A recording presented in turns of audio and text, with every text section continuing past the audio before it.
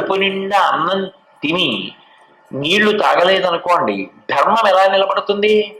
ఆకలితో రగిలిపోతుంటే మీరు అప్పుడు ధర్మోపదేశం అన్నారనుకోండి, ఎవరు అసలు ఆ ధర్మోపదేశం వింటారు? ఎవరు ధర్మాన్ని పాటిస్తారు? అప్పుడు ఎవరు ధర్మాన్ని పాటించరు. కడుపు నింపుకోవడం కోసం ముందు ఎలా అవతల వారిని కొట్టి తన కడుపు నింపుకోవాలి అని ప్రయత్నం చేస్తారు తప్ప ఏదో ధర్మాన్ని పాటిద్దామని అప్పుడు అనుకోరు. అసలు ఆకలి అంటేనే ఒక మంట. ఆ మంట అక్షుత్తు తట్టుకోవడం సాధ్యం కాదు.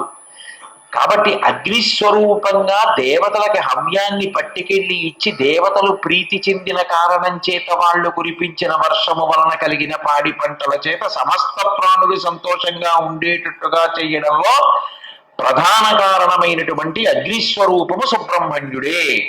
భగవద్గీతలో ఒక మాట అంటారు, అన్నాద్భవంతి భూతాని పర్జన్యాత్ అన్న సంభవ, యజ్ఞాత్ భవతి పర్జన్యో యజ్ఞ కర్మ సముద్భవం, ఏవం ప్రవర్తితం చక్రం నానువర్తయతి హయ, అఘాయురింద్రియారామో మోహం పార్థ సజీవతి.